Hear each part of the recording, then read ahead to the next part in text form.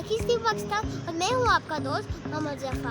आज मैं आया हूँ बागे जिनाह पर। यहाँ मेरे पीछे एक लाइब्रेरी है जिसका नाम कायदे आज़म लाइब्रेरी है। तो चलो चलते हैं।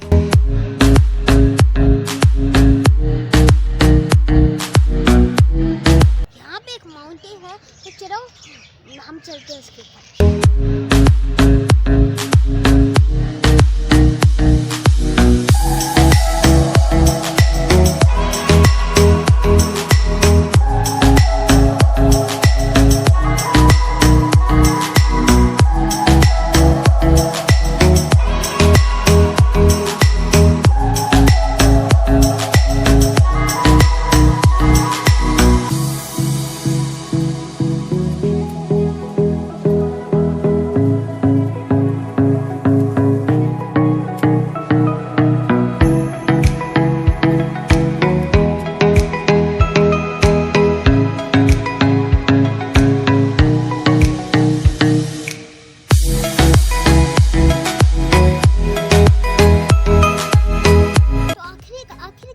हम बागे जिनाह की 12 में पहुंच चुके हैं। तो चलो कभी करीब से जाके देखते हैं।